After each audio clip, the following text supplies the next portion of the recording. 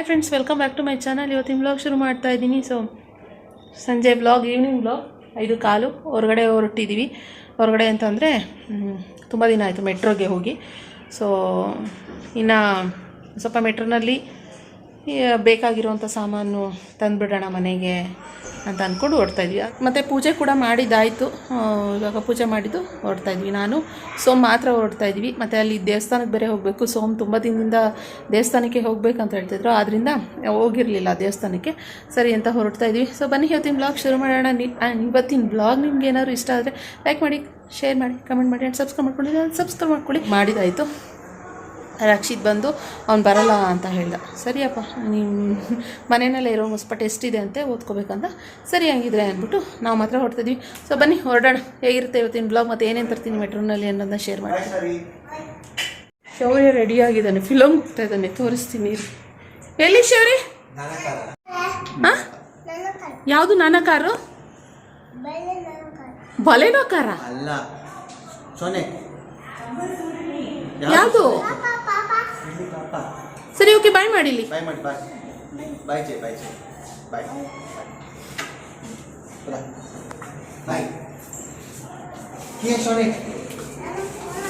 ಅಯ್ಯೋ, ನಾನ ಬಿಟ್ಟೋಗ್ಬಿಟ್ರೆ ಆಮೇಲೆ 5:30 ಆಯಿತು. ಇದೇನಪ್ಪ ನಿಖಿತ ಹೊರಡೋಣ ಅಂತ ಹೇಳ್ಬಿಟ್ಟು ಇನ್ನೂ ಇಲ್ಲೇ ಇದ್ದಾಳೆ ಅಂತ ಅನ್ಕೋಬೋದು.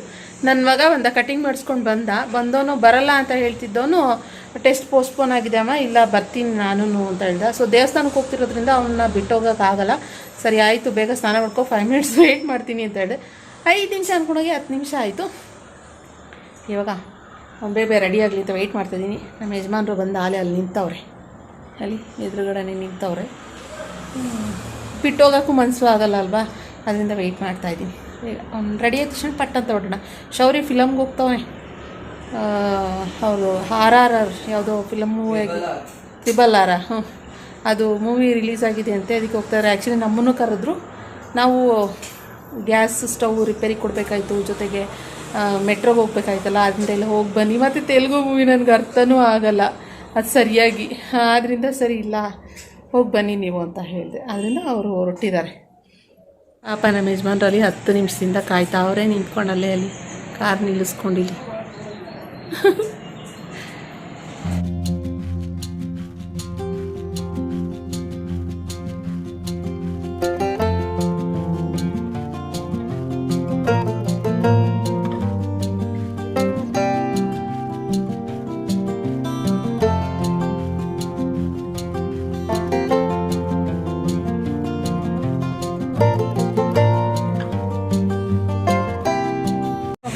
ನನ್ನ ಮಗನ ಹೊರಡಿಸೋಷ್ಟೊತ್ತಿಗೆ 5 ನಿಮಿಷ 10 ನಿಮಿಷ ಅಲ್ಲ, ಅರ್ಧ ಗಂಟೆನೇ ಆಗೋಯ್ತು. 5 ಕಾಲಲ್ಲಿ ಹೊರಟವ್ರು ನಾವು 5:45 ಆಗೋಯ್ತು.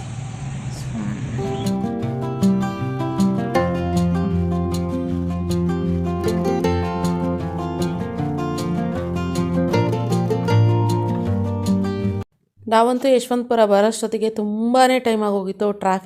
ಟ್ರಾಫಿಕ್ಕು. ಸೊ ಅದೆಲ್ಲ ಮುಗಿಸ್ಕೊಂಡು ಯಶವಂತಪುರ ಬರೋಷ್ಟೊತ್ತಿಗೆ ಅಷ್ಟಾಯಿತು.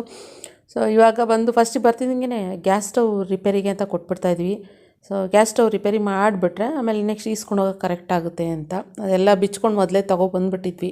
ನನಗೂ ಆಲ್ಮೋಸ್ಟ್ ಒಂದು 10 ಡೇಸ್ ಮೇಲೆ 15 ಡೇಸ್ ಹತ್ರನೇ ಆಗಿತ್ತು ಇದು ರಿಪೇರಿ ಮಾಡಿಸೋಣ ಅಂತ ಅಂದ್ಕೊಂಡು. ಆದರೆ ನಾವೇ ಬರಬೇಕು, ಜೊತೆಯಲ್ಲಿ ಬಂದರೆ ಸೋಮ್ ಜೊತೆಗೆ ಬರಬೇಕು. ಆದ್ದರಿಂದ ಬಂದು ರಿಪೇರಿಗೆ ಕೊಡ್ತಾಯಿದ್ದೀವಿ. ಅವರಿಲ್ಲ, ನೀವು ಒಂದು ಸ್ವಲ್ಪ ರಿಪೇರಿ ಮಾಡಿಕೊಡಿ ಅಂದರೆ ಅವ್ರು ಹೇಳ್ತಾಯಿದ್ರು, ನೀವು ನಾರ್ಮಲ್ ಸಿಲಿಂಡ್ರ್ ತೊಗೊಳ್ತೀರಲ್ಲ ಅವ್ರಿಗೆ ಹೇಳಿ, ಅವರೇ ಬಂದು ಮಾಡಿಕೊಡ್ತಾರೆ ಅಂತ ಹೇಳ್ತಾಯಿದ್ರು. ಸೊ ಸೋಮಲ್ಲಿ ಕೊಡ್ತಾಯಿದ್ರು. ಇನ್ನೂ ಇಲ್ಲ ನೀವೇ ಮಾಡಿಕೊಡಿ ಅಂತಲ್ಲಿ ಕೊಡ್ತಾಯಿದ್ರು. ಅಷ್ಟೊತ್ತಿಗೆ ನಮ್ಮ ರಕ್ಷಿತ್ ಹೇಳ್ದ, ಇಲ್ಲಿ ಜ್ಯುವೆಲರಿ ಶಾಪು ಅದು ವರ್ಕ್ ಮಾಡ್ತಾರಲ್ಲ, ಏನಾರು ಚಿಕ್ಕ ಪುಟ್ಟ ಏನಾದ್ರು ಆಗಿದ್ರೆ ಅಂದರೆ ಏನಂತಾರಪ್ಪ, ವರ್ಕ್ ಮಾಡ್ತಾರಲ್ಲಪ್ಪ, ಅವ್ರಿಗೆ ಏನಂತಾರೆ ಅಂತ ನಂಗೆ ಗೊತ್ತಿಲ್ಲ, ಆಚಾರಿಗಳು.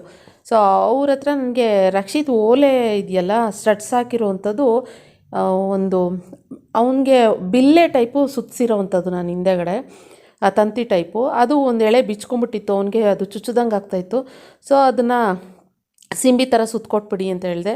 ಎಷ್ಟೊಂದು ದಿನ 6 ಮಂತ್ಸಿಂದ ನಾನು ಅದನ್ನು ಬಂದು ಕೇಳ್ತಾ ಇರೋದು. ಅವರು ಇನ್ನೊಬ್ಬರು ಇಲ್ಲ ಅಂತ ಹೇಳ್ತಾರೆ. ಸರಿ ಹೇಗೋ ಅಲ್ಲೇ ಬಂದಿದ್ದೀವಿ, ಅದನ್ನು ಮಾಡಿಸ್ಬಿಡೋಣ ಅಂದ್ಬಿಟ್ಟು ಅದನ್ನು ಮಾಡಿಸಿದ್ದಾಯಿತು. ನೆಕ್ಸ್ಟು ದೇವಸ್ಥಾನಕ್ಕೆ ಹೋಗಲಿಲ್ಲ. ದೇವಸ್ಥಾನಕ್ಕೆ ಹೋಗೋ ಪ್ಲ್ಯಾನ್ ಏನಾಯಿತು ಅಂತಂದರೆ ತುಂಬ ಟೈಮ್ ಆಗಿಬಿಟ್ಟಿತ್ತು. ಆದ್ದರಿಂದ ಬೇಡ, ಇನ್ನೇನು ಹಬ್ಬ ಬಂತಲ್ವ, ಯುಗಾದಿ ಹಬ್ಬ, ಆವಾಗ ಹೋಗೋಣ ಅಂತ ಪ್ಲ್ಯಾನ್ ಮಾಡ್ಕೊಂಡ್ವಿ. ಅಷ್ಟಕ್ಕೆ ನೆಕ್ಸ್ಟು ನನಗೆ ಹೋಟೆಲ್ ಅಲ್ಲೇ ಇದ್ದಿದ್ದು ನಮ್ಮ ಪ್ರಿಯದರ್ಶಿನಿ ಹೋಟೆಲ್ಲು, ಅಲ್ಲಿ ನನಗೆ ದೋಸೆ ತಿನ್ನಬೇಕು ಅಂತ ಅನಿಸಾಯಿತು. ಇನ್ಸ್ಟಾಗ್ರಾಮಲ್ಲಿ ನಾನು ಏನೋ ನೋಡ್ತಾ ಇದ್ದೆ, ಅಲ್ಲಿ ಮುಳುಬಾಗ್ಲು ದೋಸೆ ಅಂತ ಏನೋ ತೋರಿಸ್ತಾಯಿದ್ರು, ಗೀ ದೋಸೆನೋ ಬೆಣ್ಣೆ ದೋಸೆನೋ ಅಂತ ಏನೋ ನೋಡಿದೆ. ನನಗೆ ಅದು ತಿನ್ನಬೇಕು ಅಂತ ಆಸೆ ಆಗಿಬಿಡ್ತು. ಸೊ ಅದಕ್ಕೋಸ್ಕರ ಸರಿ ನನಗಿಲ್ಲ ದೋಸೆ ಬೇಕು ಅಂದ್ಬಿಟ್ಟು ಬಂದೆ. ಹಾಗೆ ಇನ್ನೇನು ಈವ್ನಿಂಗ್ ಸ್ನ್ಯಾಕ್ಸ್ ಥರ ಆಗಿಬಿಡುತ್ತೆ ಅಂದ್ಬಿಟ್ಟು ರಕ್ಷಿತ್ ಬಂದು ಇದು ಬೇಬಿಕಾರ್ನ್ ಮಂಚೂರಿ ತೊಗೊಂಡ. ನೆಕ್ಸ್ಟ್ ಸೋಮ್ ಒಂದೇ ಒಂದು ರವೆ ಇಡ್ಲಿ ತೊಗೊಂಡ್ರು. ಇನ್ನು ನಾವೊಂದು ಒಂದೇ ಒಂದು ಡಿಪ್ ಸಾಂಬಾರು ಇಡ್ಲಿ ತೊಗೊಂಡಿದ್ದಂಥದ್ದು. ನೆಕ್ಸ್ಟು ನಾನೊಂದು ಗೀ ಮಸಾಲೆ ದೋಸೆ. ರಕ್ಷಿತ್ ಫಸ್ಟಿಗೆ ನನಗೆ ಮಂಚೂರಿ ಮಾತ್ರ ಸಾಕು, ನನಗೆ ಬೇರೆ ಏನು ಬೇಡ ಅಂತ ಹೇಳ್ದ. ಆಮೇಲೆ ಸೈಲೆಂಟಾಗಿ ದೋಸೆ ನನಗೆ ಕಣಮ್ಮ, ಇಡ್ಲಿ ನೀವು ತಿನ್ಕೊಳ್ಳಿ ಅಂತ ಹೇಳ್ದ. ಸೊ ಇನ್ನೇನು ಮಾಡೋಕ್ಕಾಗಲ್ಲ, ಶೇರ್ ಮಾಡಿಕೊಂಡೇ ತಿನ್ನೋದು ನಾವು. ಎಲ್ಲರೂ ಅಷ್ಟೇ, ಯಾವಾಗಲೂ ಏನೇ ತೊಗೊಳ್ಳಿ ಒಂದು ಐಟಮು ಎಲ್ಲರೂ ಶೇರ್ ಮಾಡಿಕೊಂಡೇ ತಿನ್ನೋದು, ಒಬ್ಬರೇ ತಿನ್ನಲ್ಲ. ಹಾಗೆ ಎಲ್ಲರೂ ಶೇರ್ ಮಾಡ್ಕೊಂಡು ತಿಂದ್ವಿ. ಹೆಂಗೆ ಕಾಣಿಸ್ತಿದ್ದಲ್ಲ ನಂಗೆ. ಇವಾಗ ಎಡಿಟಿಂಗ್ ಮಾಡ್ತಾಯಿದ್ರೆ ಆ ದೋಸೆ ನೋಡ್ತಾಯಿದ್ರೆ ಇವಾಗಲೂ ನಂಗೆ ಬಾಯಲ್ಲಿ ನೀರು ಬರ್ತಾಯಿದೆ. ಗೀ ದೋಸೆ ಸಕ್ಕತ್ತಾಗಿತ್ತು. ನಮ್ಮ ರಕ್ಷಿತ್ ಮಾತ್ರ ಎಲ್ಲೋದ್ರೂ ದೋಸೆನೇ ತಗೊಳ್ಳೋ ಅಂಥದ್ದು. ನಾನು ಮಾತ್ರ ಇಡ್ಲಿ ಸಾಂಬಾರು, ಇಲ್ಲಿ ಈ ಹೋಟೆಲಲ್ಲಿ ಕಂಪಲ್ಸರಿ ಇಡ್ಲಿ ಸಾಂಬಾರೇ ತಗೊಳ್ಳೋ ಅಂಥದ್ದು. ಸೊ ಆದರೆ ಇವತ್ತು ದೋಸೆ ತಿನ್ನಬೇಕು ಅಂತ ಇಲ್ಲಿಗೆ ಬಂದಿದ್ದೆ. ಸೊ ಆಯಿತು, ಇವಾಗ ತಿನ್ಕೊಂಡು ನೆಕ್ಸ್ಟು ಅವ್ರು ಗ್ಯಾಸ್ ರಿಪೇರಿ ಕೊಟ್ಟಿದ್ವಲ್ಲ ಅದನ್ನ ಈಸ್ಕೊಳ್ಳೋಣ ಅಂತ ಬರ್ತಾಯಿದ್ವಿ. ಅದು ಈಸ್ಕೊಂಡು ನೆಕ್ಸ್ಟು ಮೆಟ್ರೋ ಕಡೆಗೆ ಹೊರಡೋಣ. ಇನ್ನು ಆಗಲೇ ಆಲ್ಮೋಸ್ಟು 7 ಗಂಟೆ ಆಗಿಬಿಟ್ಟಿತ್ತು. 7 ಗಂಟೆ ಹತ್ರ ಆಗಿತ್ತು. ಸೊ ಇನ್ನೂ ಲೇಟ್ ಮಾಡೋದು ಬೇಡ, ಸ್ಟ್ರೈಟ್ ಮೆಟ್ರೋಗೆ ಹೋಗ್ಬಿಡೋಣ ಅಂತ ಅಂದ್ಬಿಟ್ಟು ಇವಾಗ ಆ ಮೆಟ್ರೋ ಕಡೆಗೆ ಹೊರಡ್ತಾ ಇದ್ದೀವಿ.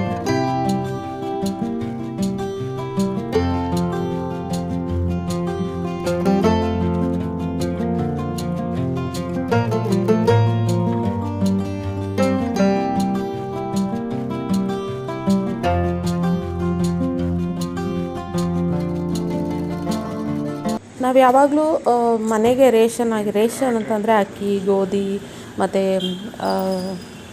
ಡಿಟರ್ಜೆಂಟ್ ಪೌಡರ್ ಆಗಿರ್ಬೋದು, ಪ್ರತಿಯೊಂದು ಏನೇ ಆಗಲಿ ಇಲ್ಲೇ ತೊಗೊಳ್ಳೋ ಅಂಥದ್ದು. ಸೊ ಇವಾಗ ಆಲ್ಮೋಸ್ಟು ತುಂಬ ತಿಂಗಳುಗಳೇ ಆಗೋಯ್ತು. ಯಾಕಂದರೆ ಅಲ್ಲೇ ನಿಯರ್ ಡಿಮಾರ್ಟ್ ಅಂತ ಹೋಗಿ ಇಲ್ಲಿ ಮಿಸ್ ಆಗೋಗಿತ್ತು. ಅಂದರೆ ಕೆಲವೊಂದು ಐಟಮ್ ನಾವು ಇಲ್ಲೇ ತೊಗೊಳ್ತೀವಿ.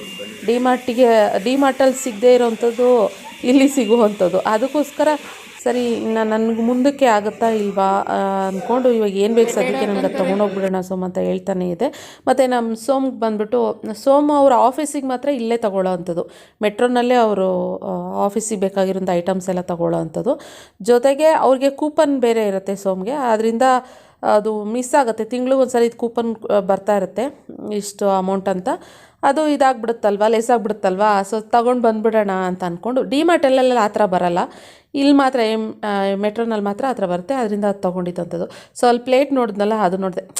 ನಾನು ಯಾವಾಗಲೂ ಹೇಳ್ತಾ ಇರ್ತೀನಿ, ಶಾಪಿಂಗ್ ಅಂತ ಬಂದಾಗ ನಮ್ಮ ಹೆಣ್ಮಕ್ಳಿಗೆ ಏನು ನೋಡಿದ್ರೂ ಬೇಡ ಅಂತ ಅನಿಸಲ್ಲ. ನಾನಂತೂ ಎಲ್ಲ ಕಡೆನೂ ನೋಡ್ತೀನಿ. ಇಲ್ಲಿ ಹಾಟ್ ಕೇಸ್ ಇತ್ತು, ಹಾಟ್ ಬಾಕ್ಸು, ಅದನ್ನು ಕೂಡ ನೋಡ್ತಾಯಿದ್ದೆ. ಈ ಥರ ನೋಡ್ತಾಯಿದ್ದೆ. ಇದು ಲಾಸ್ಟ್ ಟೈಮ್ ತಂದಿದ್ದೆ ನಾನು, ಅದರಿಂದ ಅಮ್ಮ ತಗೊಂಡಿದ್ದೀರಲ್ಲಮ್ಮ ಬಾರಮ್ಮ ಅಂತ. ಸೊ ಸುಮ್ಮನೆ ನೋಡ್ತಾಯಿದ್ದೆ. ಇನ್ನೂ ಬೇರೆ ಥರ ಡಿಸೈನ್ ಎಲ್ಲ ಬಂದಿದ್ವು. ಸೊ ಅದೆಲ್ಲ ಹಂಗೆ ನೋಡ್ತಾನೇ ಇದ್ದೆ. ನಾನು ಹೆಂಗೆ ಗೊತ್ತಾ, ನನಗದು ಬೇಕು ಅಂತ ಅನಿಸಿದ್ರೆ ಬೇಕು, ತೊಗೊಳ್ತೀನಿ. ಯಾವುದೇ ಕಾರಣಕ್ಕೂ ಅದು ತಗೊಳ್ಳಲ್ಲ. ಯಾರಾದರೂ ಏನಾದ್ರು ಹೇಳಿದ್ರು ಬಿಡೋದಿಲ್ಲ ನಾನು. ನಂಗೆ ಅದು ಬೇಕು, ಅವಶ್ಯಕತೆ ಇದೆ ಅಂತ ಅಂದಾಗ ತೊಗೊಳ್ತೀನಿ. ಮತ್ತು ಈ ಕಾಫಿ ಗ್ಲಾಸ್ಗಳು ಚಿಕ್ಕದು ಸ್ವಲ್ಪ ಬೇಕಾಗಿತ್ತು ನನಗೆ. ಅದೊಂದಷ್ಟು ಸೆಟ್ಟು ನೋಡ್ತಾ ಇದ್ದೆ ನಾನು, ಯಾವ್ದು ಚೆನ್ನಾಗಿದೆ ಏನು ಅಂತ. ಇಲ್ಲಿ ಹೆಂಗೆ ಅಂದರೆ ಕ್ವಾಲಿಟಿ ತಕ್ಕನಾಗಿ ಪ್ರೈಸು ಆ ಥರ ಇರುತ್ತೆ. ಒಂದೊಂದು ಗ್ಲಾಸೇ 50 ರೂಪೀಸ್, 37, 45 ಆ ಥರ ಇರುತ್ತೆ. ಜೊತೆಗೆ ಈ ಥರ ಬೌಲ್ ಕೂಡ ನೋಡ್ತಾ ಇದ್ದೆ ನಾನು. ನನಗೆ ಒಂದು ಸ್ವಲ್ಪ ದೊಡ್ಡ ಬೌಲ್ ಬೇಕಾಗಿತ್ತು ಏನಾದರೂ, ಅಂದರೆ ಅದು ಅಷ್ಟೊಂದು ಗಟ್ಟಿ ಇರಲಿಲ್ಲ, ಆದರೆ ನೋಡ್ತಾ ಇದ್ದೆ. ಜೊತೆಗೆ ಕುಕ್ಕರ್ಗಳು ಅಷ್ಟೇನೆ. ನನಗೆ ಕುಕ್ಕರ್ ಇಲ್ಲ ಅಂತಲ್ಲ ನಮ್ಮ ಮನೆಯಲ್ಲಿ, ಅಂದರೆ ಒಂದು ಹಾಳಾಗ್ತಾ ಇದೆ ಅಂತ ಅನ್ನುವಾಗ ಇನ್ನೊಂದು ಆಲ್ಟರ್ನೇಟ್, ಇನ್ನೊಂದು ಹೊಸದಿತ್ತು.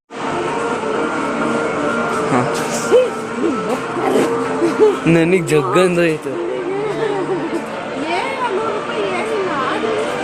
ಬಟ್ ಗ್ಲಾಸ್ ಪೀಸ್ ಎಲ್ಲ ಬಿದ್ದೋಗುತ್ತಲ್ಲ ಯಾಕಪ್ಪ ಚೆನ್ನಾಗಿದೆ ಅಂತ.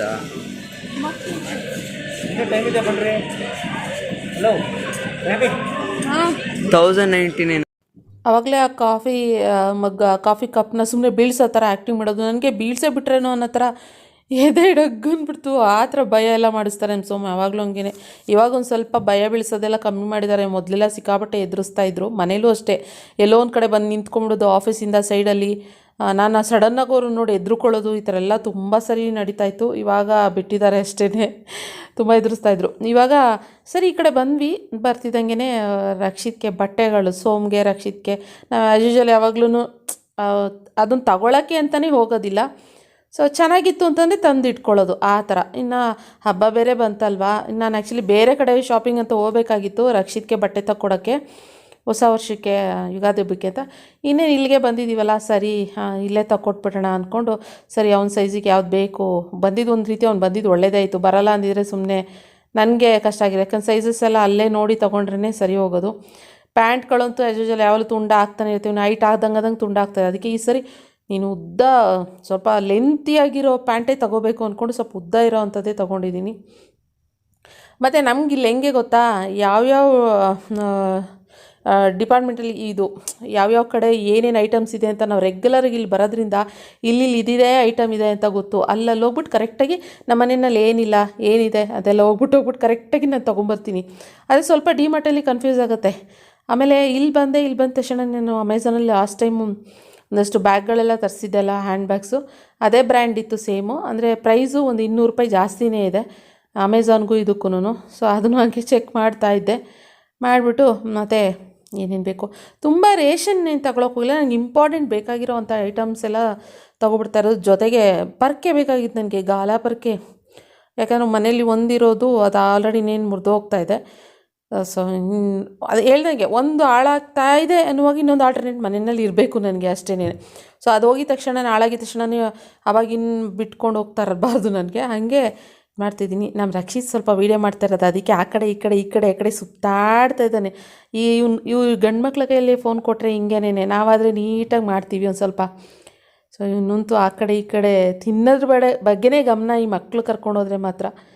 ಸೊ ಹಿಂಗೆ ಒಂದಷ್ಟು ಶಾಪಿಂಗ್ ಮಾಡಿದ್ದೀನಿ. ಸೊ ಖಂಡಿತ ಇದನ್ನು ನೆಕ್ಸ್ಟ್ ವೀಡಿಯೋನಲ್ಲಿ ಶೇರ್ ಮಾಡ್ತೀನಿ. ಏನೇನು ತೊಗೊಂಡಿದ್ದೀನಿ ಡೀಟೇಲಾಗಿ ನೆಕ್ಸ್ಟ್ ವೀಡಿಯೋನಲ್ಲಿ ಶೇರ್ ಮಾಡ್ತೀನಿ. ಇವತ್ತು ತುಂಬ ಪೇಯ್ನ್ ಬಂದುಬಿಡ್ತು ಕಾಲೆಲ್ಲ ನನಗೆ. ಯಾಕೆಂದರೆ ಮೆಟ್ರೋ ಅಂದರೆ ಸುಮ್ಮನೆ ಅಲ್ಲ, ಸಿಕ್ಕಾಬಟ್ಟೆ ದೊಡ್ಡದು, ಓಡಾಡಿ ಕಾಲೆಲ್ಲ ಪೇಯ್ನ್ ಬಂದುಬಿಡುತ್ತೆ. ಅದರಲ್ಲಿ ಈ ಸಿಚುವೇಷನಲ್ಲಿ ನನಗೆ ಸಿಕ್ಕಾಬಟ್ಟೆ ಕಾಲು ಪೇಯ್ನ್ ಆಗಿಬಿಟ್ಟಿತ್ತು.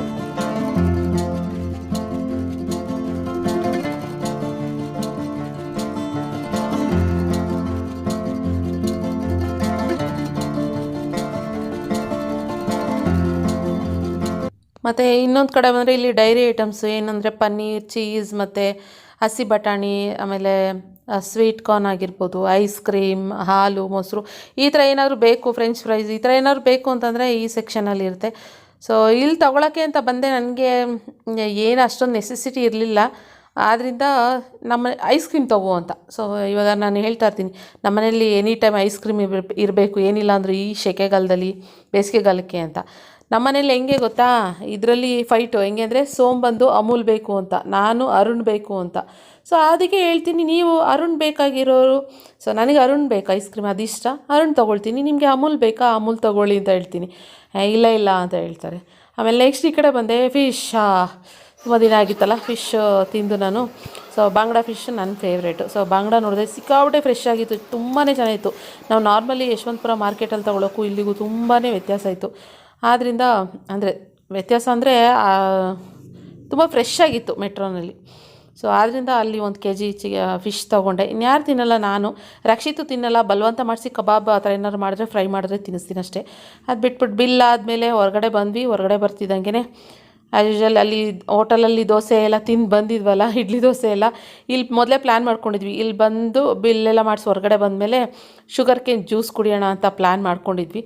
ಸೊ ಇವಾಗ ಶುಗರ್ ಕೇನ್ ಜ್ಯೂಸ್ ಆರ್ಡ್ರ್ ಮಾಡಿದ್ವಿ, ಹೇಳಿದ್ವಿ, ಕುಡಿತಾ ನಿಂತ್ಕೊಂಡಿದ್ವಿ. ಅಲ್ಲಂಗೆ ಪಕ್ಕದಲ್ಲಿ ಇವಾಗ ಮೋಮೋಸ್, ಅದೆಲ್ಲ ವೆಜ್ ಮೋಮೋಸ್, ಮತ್ತು ಆಮೇಲೆ ಚಿಕನ್ ಮೋಮೋಸ್, ಜೊತೆಗೆ ಸ್ವೀಟ್ ಕಾರ್ನ್ ಅದೆಲ್ಲ ಇತ್ತು. ಹಾಗೆ ಸುಮ್ಮನೆ ತೋರಿಸಿ ಅದು ಹೆಂಗಿದೆ ಅಂತೆಲ್ಲ ತೋರಿಸ್ತಾಯಿದ್ರು. ಇದುವರೆಗೂ ನಾನು ಮೋಮೋಸ್ ತಿಂದೇ ಇಲ್ಲ. ನೀವೆಲ್ಲ ಯಾರಾದರೂ ಮೋಮೋಸ್ ತಿಂದಿದ್ದೀರಾ, ಯಾರಿಗಿಷ್ಟ ಮೋಮೋಸ್ ಅಂತ ಕಮೆಂಟ್ ಬಾಕ್ಸಲ್ಲಿ ತಿಳಿಸಿ. ನಾನು ಇದುವರೆಗೂ ಮೋಮೋಸ್ ಅದು ತಿನ್ನಬೇಕು ಅಂತಲೂ ಅನಿಸಲ್ಲ, ಆ್ಯಂಡ್ ಯಾವತ್ತೂ ತಿಂದೂ ಇಲ್ಲ. ನನಗೆ ಅದು ಆಸೆನೂ ಆಗಲ್ಲ.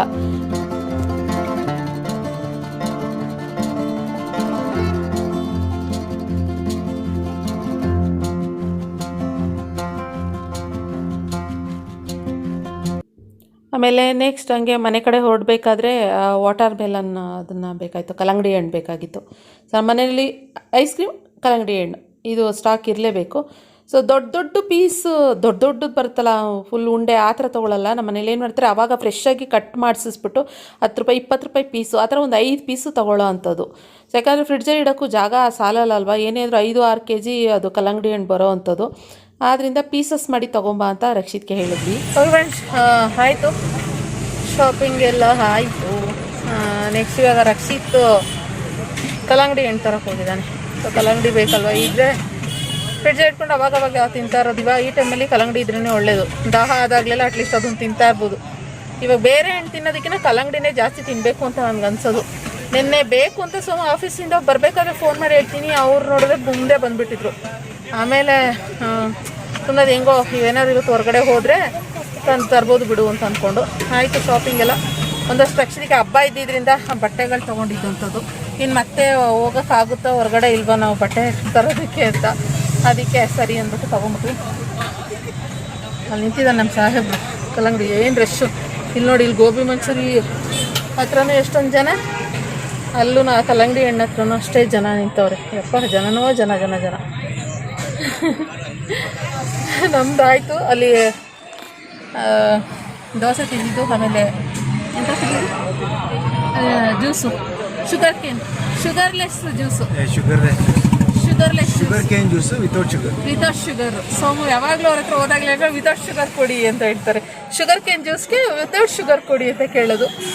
ಸೊ ಯಾಕಪ್ಪ ಕಟ್ ಮಾಡ್ಕೊಡ್ರ, ಇನ್ನೊಂದು ಕವರ ಕೊಡಿ ಅಂತ ಅಂದ್ಬೇಕಾಯ್ತು. ಇನ್ನೊಂದು ಕವರ ಕೊಡಿ ಅಂತ 150. ಓಕೆ ಆಯ್ತು. ಇವಾಗ ಮನೆಗೆ ಊಟ ಮಾಡೋದಂತೂ ಇಲ್ಲ. ಜ್ಯೂಸು ಅದೆಲ್ಲ ಹೊಟ್ಟೆ ನೋಡಿ ಇಲ್ಲಿ ಫ್ರೀ ಆಗಿತ್ತು, ಆರಾಮಾಗಿ ತೊಗೋಬೋದಾಗಿತ್ತು, ಜನ ಇರಲಿಲ್ಲ. ಓಕೆ ಮನೆಗೆ ಹೋದ್ಮೇಲೆ ಗ್ಯಾಸ್ ಎಲ್ಲ ಸರಿ ರಿಪೇರಿ ಮಾಡಿದಾರ ಅಂತೆಲ್ಲ ಚೆಕ್ ಮಾಡಬೇಕು. ಇವಾಗ ಮನೆಗೆ ಹೋಗಿದ ತಕ್ಷಣ ಸ್ಟವ್ ಹೌದೌದು ಗ್ಯಾಸ್ ಸ್ಟವ್ ಎಲ್ಲ ಚೆಕ್ ಮಾಡಬೇಕು. ಅಪ್ಪ ಏನು ಟ್ರಾಫಿಕ್ ಗೊತ್ತಾ.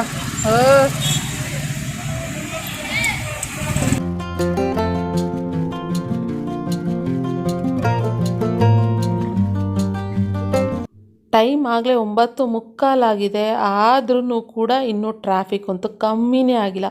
ಮನೆಗೆ ಬರೋಷ್ಟೊತ್ತಿಗಂತೂ 10:15 ಆಗೋಯ್ತು. 10 ಗಂಟೆ 10:15 10:30 ಹತ್ರ ಆಗೋಯ್ತು. ಅಪ್ಪ ಆ್ಯಕ್ಚುಲಿ ಇಷ್ಟೊತ್ತಿಗೆಲ್ಲ ಟ್ರಾಫಿಕ್ ಕಮ್ಮಿ ಆಗಿರುತ್ತೆ, ಯಾಕೋ ಇವತ್ತಂತೂ ಸಿಕ್ಕಾಬಟ್ಟೆ ಟ್ರಾಫಿಕ್ ಇತ್ತು.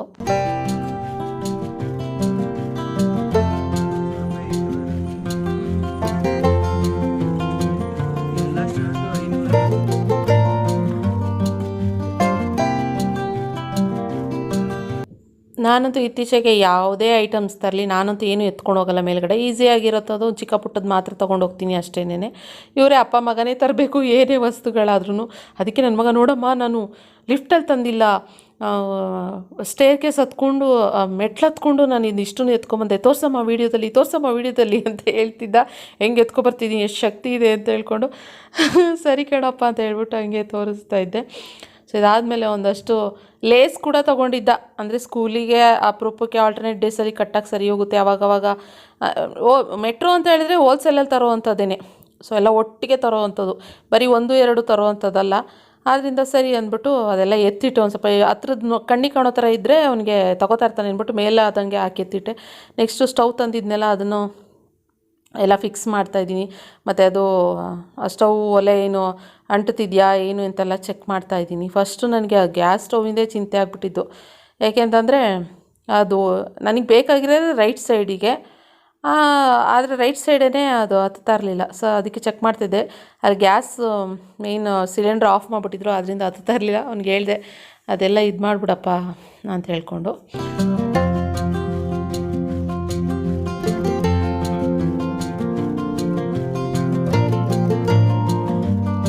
ಇವತ್ತು ನಂಗೆ ಒಂದು ಸ್ವಲ್ಪ ಸಮಾಧಾನ ಅಂತ ಅನ್ನಿಸ್ತು. ಆಲ್ಮೋಸ್ಟ್ ಇವತ್ತು ಎಷ್ಟೋ ಸಾಮಾನುಗಳು ನನಗೆ ಮನೆಯಲ್ಲೆಲ್ಲ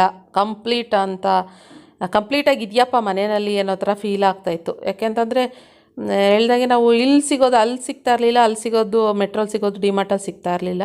ಆದ್ದರಿಂದ ಇವತ್ತು ಮನೆಯಲ್ಲೂ ಸ್ವಲ್ಪ ಎಲ್ಲ ತಂದಿಟ್ಟಪ್ಪ ಅನ್ನೋದೊಂದು ಸ್ವಲ್ಪ ಕಂಪ್ಲೀಟ್ ಅಂತ ಅನ್ನಿಸ್ತಾಯಿತ್ತು. ಜೊತೆಗೆ ಐಸ್ ಕ್ರೀಮ್ ಕೂಡ ಅದು ಅಲ್ಲೇ ಬರ್ತಾ ಒಂದವೇ ಆಮೇಲೆ ಯಶವಂತಪುರನಲ್ಲಿ Arun ice cream last time ತೋರಿಸಿದ್ದೆ. ಸೊ ಇಟಾಲಿಯನ್ ಡಿಲೈಟ್ ಅದು ಸಖತ್ತಾಗಿರುತ್ತೆ ಅಂತ. ಅದು ಲಾಸ್ಟ್ ಟೈಮ್ ತಂದಿದ್ದು ಖಾಲಿಯಾಗಿತ್ತು, 1 ವೀಕ್ ಬರುತ್ತೆ ಅಷ್ಟೇ. ಸೊ ಅದನ್ನು ಕೂಡ ತೆಗೆದು ಫ್ರಿಡ್ಜಲ್ಲಿ ಎತ್ತಿಟ್ಟೆ. ನೆಕ್ಸ್ಟು ಕಲ್ಲಂಗಡಿ ಹಣ್ಣು ಕೂಡ ಅಷ್ಟೇ, ಅಲ್ಲೇ ಕಟ್ ಮಾಡಿಸ್ಕೊಂಡೆಲ್ಲ ತೊಗೊಂಬಂದಿರ್ತಾರೆ ಪೀಸು. ಅದನ್ನು ಒಂದು 2 ಬಾಕ್ಸಲ್ಲಿ ಹಾಕಿ ಇಟ್ಬಿಡ್ತೀನಿ ತುಂಬಿಸಿ. ಆಮೇಲೆ ಬೇಕಾದಂಗೆ ತೊಗೊಂಡು ತಿನ್ನೋವಂಥದ್ದು. ಇದು ಖಾಲಿ ಆದಾಗ ಈಗ ಮತ್ತೆ ಒಂದು 4 ಪೀಸ್ 5 ಪೀಸು ಈ ಥರ ಕಟ್ ಮಾಡಿಸಿಸ್ಕೊಂಡು ತರೋವಂಥದ್ದು. ಮತ್ತು ತಿರ್ಗಾ ಈ ಥರ ಮಾಡ್ತೀವಿ. ಯಾಕೆಂತಂದರೆ ಈ ಎಲ್ಲ ಟ್ರೈ ಮಾಡಿಬಿಟ್ಟಿದ್ದೀವಿ. ಫುಲ್ ಒಂದು ಉಂಡೆ ಹಣ್ಣನ್ನೇ ತಂದು 5-6 kg ಹಣ್ಣು ತಂದು ಅದೆಲ್ಲ ಫ್ರಿಡ್ಜಲ್ಲಿ ಇಡೋ ಜಾಗ ಇಲ್ದಲೆ ಎಷ್ಟೊಂದು ವೇಸ್ಟ್ ಮಾಡಿಬಿಟ್ಟಿದ್ದೀವಿ. ಅದಕ್ಕೆ ಈ ರೀತಿ ಐಡಿಯಾ ಉಪಯೋಗಿಸಿ ಮಾಡ್ತಾಯಿದ್ದೀವಿ. ಒಟ್ನಲ್ಲಿ ಬೇಕು ನಮಗೆ, ಡೈಲಿ ಕಲ್ಲಂಗಡಿ ಹಣ್ಣು ಇರಲೇಬೇಕು. ಒಂದಿನ ಮಿಸ್ ಆದರೂ ಒಂಥರ ಆಗುತ್ತೆ. ಓಕೆ ಫ್ರೆಂಡ್ಸ್, ಟೈಮ್ ಬಂದು ಇವಾಗ 10:15. ಅದೆಲ್ಲ ಎತ್ತಿಟ್ಟಿದ್ದಾಯಿತು.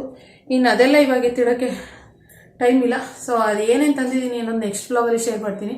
ಸಿಕ್ಕಾಬಡೆ ಟಯರ್ಡ್ ಆಗಿಬಿಟ್ಟಿದ್ದೀನಿ ನಾನಂತೂ. ಆದ್ದರಿಂದ ಇವತ್ತಿನ ಬ್ಲಾಗು ಕೂಡ ನಾನು ಇಲ್ಲಿಗೆ ಎಂಡ್ ಮಾಡ್ತೀನಿ. ನಿಮಗೆ ಇವತ್ತಿನ ಬ್ಲಾಗ್ ಏನಾದರೂ ಚೂರಾದರೂ ಇಷ್ಟ ಆಗಿದೆ ಲೈಕ್ ಮಾಡಿ, ಕಮೆಂಟ್ ಮಾಡಿ, ಶೇರ್ ಮಾಡಿ. ಸೊ ನಿದ್ದೆನೂ ಕೂಡ ಹಂಗಿಲಿ ಹಿಂಗೆ ಟಯರ್ಡ್ ಆಗಿರೋದಕ್ಕೆ ಥರ ಸುಸ್ತಾದಂಗೆ ಆಗ್ತಾಯಿದೆ, ಅದಕ್ಕೋಸ್ಕರ. ಸೊ ಮಲ್ಕೊತೀನಿ. ಬೆಳಗ್ಗೆ ಮತ್ತೆ ನೆಕ್ಸ್ಟ್ ಬ್ಲಾಗಲ್ಲಿ ನಾನು ಅದೇನೇನು ತಂದಿದ್ದೀನಿ ಅನ್ನೋದನ್ನ ಶೇರ್ ಮಾಡ್ತೀನಿ. ಓಕೆನಾ? ಸೊ ಮತ್ತೆ ನಾನು ನೆಕ್ಸ್ಟ್ ಬ್ಲಾಗ್ನಲ್ಲಿ ಸಿಗ್ತೀನಿ. Thank you for watching. Bye.